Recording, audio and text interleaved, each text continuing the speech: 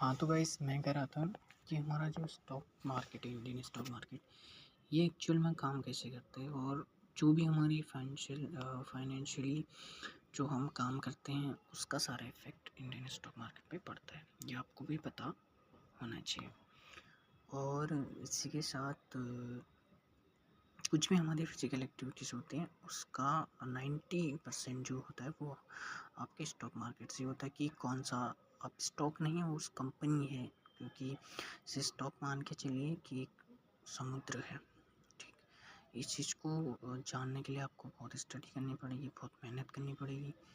हर चीज़ को आपको एक टाइम देना पड़ेगा और हर चीज़ को आपको पर्सनली वर्क करना पड़ेगा उस चीज़ में कि ये एक्चुअल में है कैसे। अगर वो एक कंपनी नहीं है, वो कोई कंपनी का आप जैसे ब्रोकर्स में आप उस चीज़ को खरीदते हो, जैसे शेयर को खरीदते हो, फिर उसका एक प्राइस होता है, उस प्राइस पे खरीदते हो आप। और जैसे अगर वो कंपनी अच्छी होती है तो उसका शेयर आप ले लेते हो। अगर वो कंपनी अच्छी परफॉर्म करती है आने वाले फ्यूचर में, तो आपका पैसा जो है वो थोड़ा बढ़ जाता है।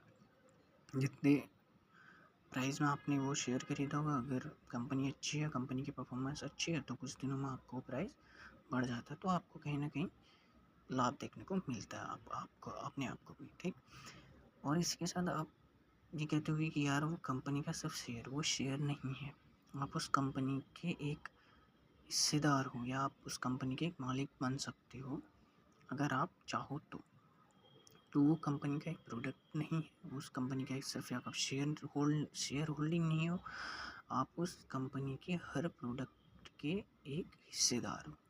एक मान के चलिए, जैसे आप मान के चलिए पतंजलि फूड है, तो पतंजलि फूड आप देखते होंगे उसके बिस्किट आते हैं या ग्रोसरीज आती हैं, हमारी जितनी भी सब्जियां होंगी उस पर पड़ने वाली जो मसाले होंगे वो आते हैं, एंड अदर्स हमारे जो फूड्स होते हैं उसमें पतंजलि के जो फूड्स होते हैं वो ऐड आते हैं, जो कि आप कहीं से भी शॉप से उसको परचेज़ करते हो। ठीक, तो अगर आपने पतंजलि का एक शेयर बाई किया है तो आपने सिर्फ वो शेयर बाई नहीं किया, आप उस कंपनी के एक शेयर होल्डर, मतलब उस प्रोडक्ट के, उस कंपनी के एक हिस्सेदार हुए मान के चलो। ठीक है, तो ये हो गया basic cheese of Indian share market. And अब हम जानते हैं कि ये काम कैसे करता है। मैंने बता दिया आपको, जैसे रियल लाइफ में जो चीज़ें आपके फूड्स वगैरह वगैरह उस कंपनी के प्रोडक्ट होते हैं, वो प्रोडक्ट मार्केट्स में आते हैं और लोग उनको परचेज़ करते हैं। अगर वो अच्छी कंपनी हुई तो वो ग्रोथ दिखाती है और आपको कहीं ना कहीं फ़ायदा देखने को मिलता है। लेकिन अगर वो कंपनी उतना ग्रोथ नहीं दिखा पाती तो आपको थोड़ा बहुत नुकसान भी देखने को मिल सकता है। तो सबका सबका अपना अपना ओपिनियन है, कोई कुछ बताएगा आपको मार्केट के बारे में, कोई उल्टा सीधा बताएगा, बट ये है कि आप मार्केट से ये मत समझना कि हम इंडियन स्टॉक मार्केट से बहुत ज़्यादा कुछ कर सकते हैं। आप कुछ उतना ज़्यादा नहीं कर सकते हो, बस ये है कि नॉर्मली आपको थोड़ा बहुत इस चीज़ के बारे में पता होना चाहिए कि क्या है, कैसा है और ये चीज़ें कैसे काम करती हैं, हमारे रियल लाइफ में काम कैसे करती हैं और कैसे चीज़ें आपको देखने को मिलती हैं। क्योंकि आप यूट्यूब पे जाओगे, कहीं भी सोशल मीडिया पे जाओगे, तो वो फालतू की चीज़ें बताएंगे आपको कि ये कर लो, वो कर लो। भाई देखो, बैठे बैठे कुछ नहीं मिलता, हर किसी को काम करना पड़ता है। अगर आप चाहते हो कि हम घर बैठे बैठे फ़ोन पे 2-4 घंटे देख के बहुत कुछ कर लेंगे, तो कुछ नहीं होता। इससे कुछ कोई बंदा बड़ा नहीं बनता है। उसके लिए आपको फिज़िकली रियल एस्टेट पे आपको वर्क करना पड़ता है। ठीक है, ये चीज़ समझ गए आप। अब हम बात करते हैं कि शेयर तो आपने होल्ड कर लिया। ठीक, हाँ, तो मैं था कि आपने शेयर तो होल्ड कर लिया, मतलब आपने किसी कंपनी के एक शेयर बाय कर लिया। तो बाय करने के बाद आपको लगा कि यार ये फ्यूचर में अच्छा उस कंपनी का परफॉर्म कर सकती है। जैसे एग्ज़ाम्पल के तौर पे आप रिलायंस इंडस्ट्री ले सकते हो, या पतंजलि फूड, या कोई भी जियो कंपनी, या कोई भी अदर्स कंपनी जो आपको अच्छा लगता हो। वो चीज़ें आपने उस चीज़ का एक शेयर बाय कर लिया, एंड शेयर बाय करने के बाद आप उस कंपनी के एक हिस्सेदार हो, एक आप मतलब उस कंपनी के एक हिस्सेदार बन गए हो। ठीक, ये चीज़ आपको समझ में आ गई। और उसी के साथ आपने अगर इस चीज़ के बारे में पढ़ा होगा कि इंडियन स्टॉक मार्केट काम कैसे करता है, ये मैंने आपको बता दिया है कि ये सब चीज़ें काम कैसे करते हैं।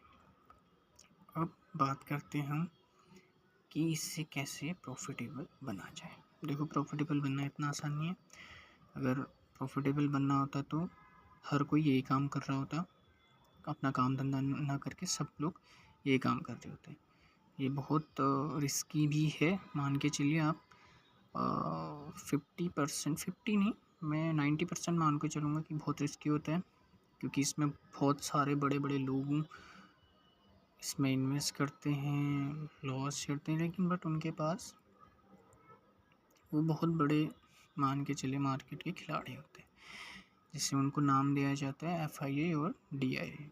अब FIA कौन होते हैं और DIA कौन होते हैं? FIA वो होते हैं जो कि हमारे जो इंडियन मार्केट है उस पर इन्वेस्ट करते हैं, मतलब जो फॉरेन कंट्री जैसे बिल गेट्स हो गए और अदर्स जितने भी फॉरेन्स इन्वेस्टर हो गए, वो इंडियन मार्केट में अपना इन्वेस्ट करते हैं, वो FIA हो गए, ताकि वो अगर ग्रो करेगा तो अपना थोड़ा बहुत प्रॉफिट करके, थोड़ा बहुत लाभ लेके वो निकल जाते हैं।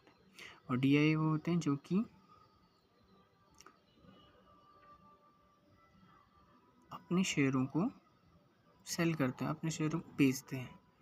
जैसे आपने किसी कंपनी के एक शेयर को 5 साल पहले ख़रीदा, या मान के चलिए 10-15 साल पहले, 2 साल पहले ख़रीदा, एंड उसके बाद अब आपको लगता है कि अब मुझे इस चीज़ को बेचना चाहिए, तो आप बेच देते हो। तो उससे यह होता है कि इंडियन मार्केट में इफ़ेक्ट पड़ता है, क्यों अप्स डाउन हो जाता है। ठीक, तो ये हो गया FIA और DIA, जो कि मतलब फॉरेन्स FIA वो हो गए जो कि इन्वेस्ट करते हैं इंडियन स्टॉक मार्केट में, जो मतलब NRI हो गए, जो हमारे अदर्स कंट्रीज़ के हो गए वो हो गए, और DIA वो हो गए जो कि मार्केट्स के प्रोडक्ट्स को सेल करते हैं। ठीक, ये हो गया बेसिक चीज़ें।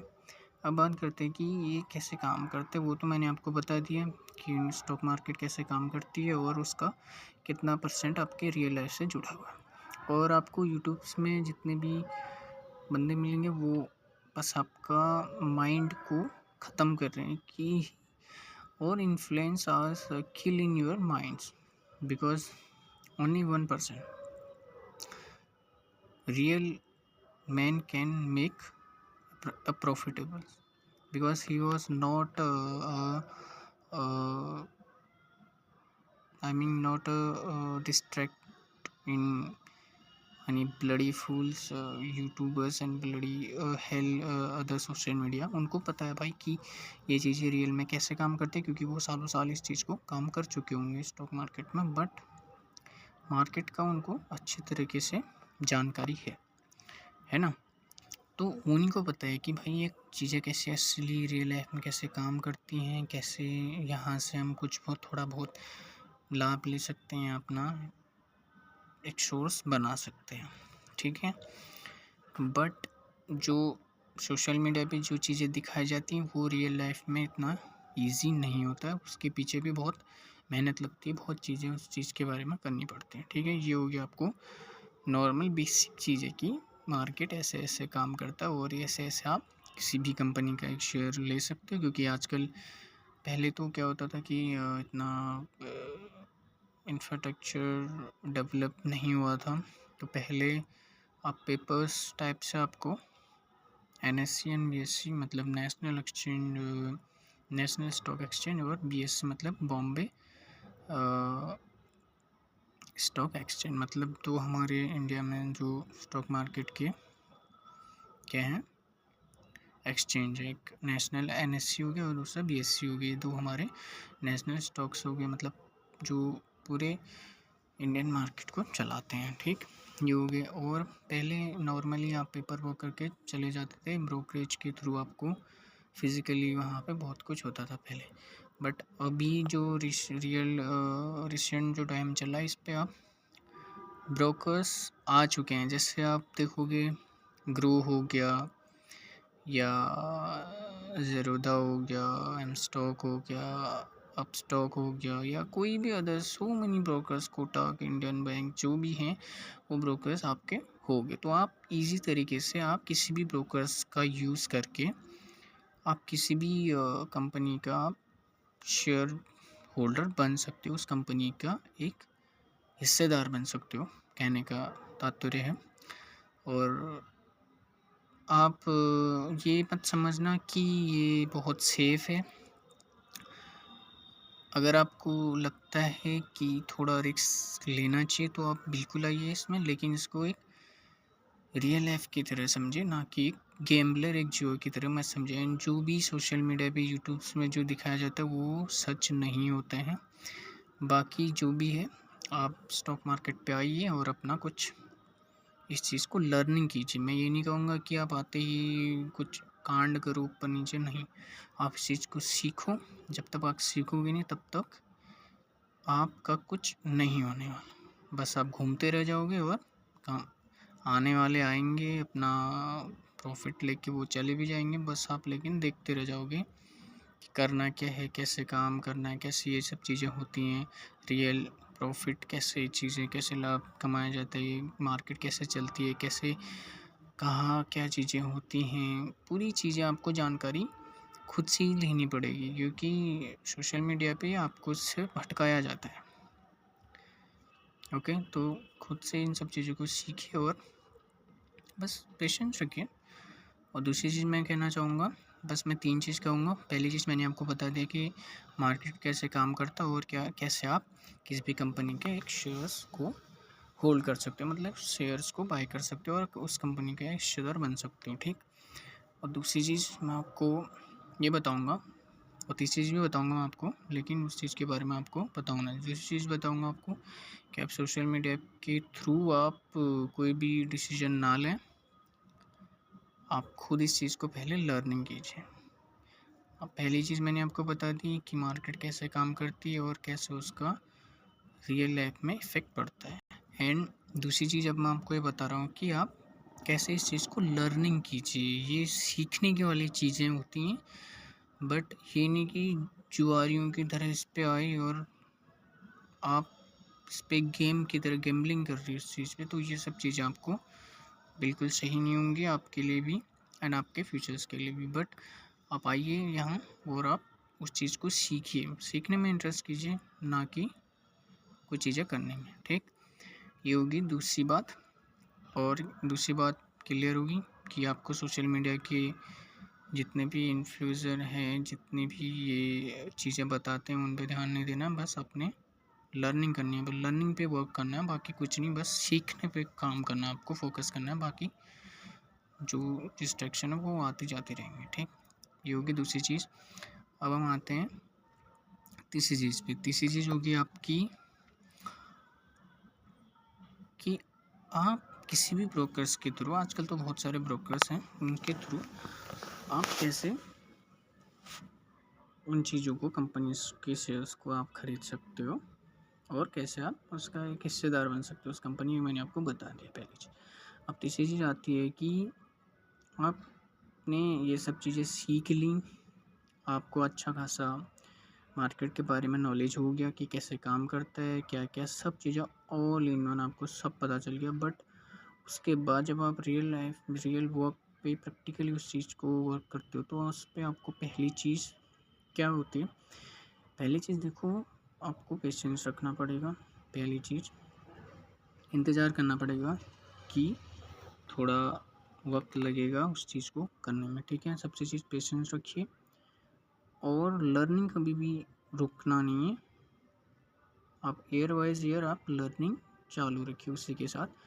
और जो आपका थोड़ा बहुत आप रिस्क ले सकते हो, मैं उतना ज़्यादा नहीं कहूँगा, थोड़ा बहुत रिस्क लो और उस चीज़ को सीखते भी रहो और प्रैक्टिकली काम भी करते रहो, ठीक। और दूसरी चीज़ पेशेंस बनाए रखना कि भाई एक दिन लिया, कुछ हानि घाटा लग रहा आपको, नहीं, वो आपको थोड़ा पेशेंस रखना पड़ेगा, थोड़ी होल्डिंग आपको करनी पड़ेगी, तब जाके आपको उस चीज़ का, मार्केट का पूरा लाभ होगा। उस बिना मार्केट की नॉलेज के बिना आपको कुछ भी नहीं मिलने वाला। ठीक, ये आपकी तीसरी चीज़ होगी। तीसरी और आखिरी चीज़ होगी कि आप मार्केट को पहले समझिए, कैसे काम करते हैं, कैसे क्या चीज़ें होती हैं ऑल इन वन, उस चीज़ को समझिए सब चीज़ के बारे में। उसके बाद ही आप उसमें प्रैक्टिकली वर्क कीजिए। वर्क में आपको पेशेंस बनाए रखना है कि थोड़ा टाइम लग सकता है उस चीज़ को आपको वर्क को अच्छा अच्छा रिज़ल्ट आने के लिए। तो उस चीज़ के बारे में थोड़ा वर्क कीजिए एंड देन उसके बाद आप लर्निंग को मत छोड़ना। पहली लास्ट चीज़, लर्निंग को मत छोड़ना, लर्निंग करते रहना एंड आप धीरे-धीरे अपने रिस्क को बढ़ाते रहना ताकि आपको लॉन्ग टर्म में कुछ बेनिफिट मिल सके। ठीक, तो गाइस यार मैंने आपको 3 चीज़ें बता दी। पहली चीज़ कि मार्केट कैसे काम करती है, दूसरी चीज़ आपको सोशल मीडिया से थोड़ा दूर रहना है, जो कि ये फालतू की चीज़ें दिखाते हैं आपको। तीसरी चीज़, आपको पेशेंस और प्रैक्टिस कितनी करनी है, प्रैक्टिस करनी है और आपको लर्निंग नहीं रोकनी है, लर्निंग करते रहनी है, आप प्रैक्टिस करते रहनी है। कैसा? ठीक, और ये सब चीज़ें हैं भाई, ये सब चीज़ें हैं फिर आपके लिए अभी के लिए जो बेसिक थोड़ा बहुत जितना आप सबको भी पता है तो वो चीज़ें बता दी हैं मैंने। एंड अगर आप और चीज़ें करना चाहो तो आप अदर्स चीज़ों को भी देख सकते हो, बट जितना मेरे को पता है मैंने आपको बता दिया। तो वर्क कीजिए, बस लर्निंग पे ध्यान दीजिए, बाकी चीज़ें सब कुछ छोड़ दीजिए, अभी ओनली लर्निंग पे ध्यान दीजिए।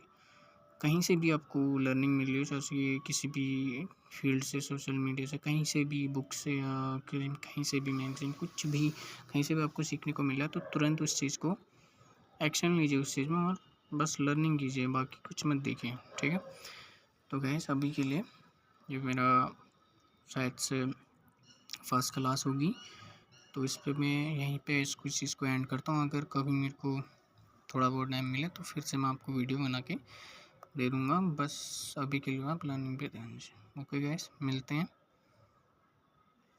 तब के लिए आप रेस्ट कीजिए। ओके, सो गाइस मिलते हैं, ठीक है, बस लर्निंग पे ध्यान दीजिए। Thank you guys.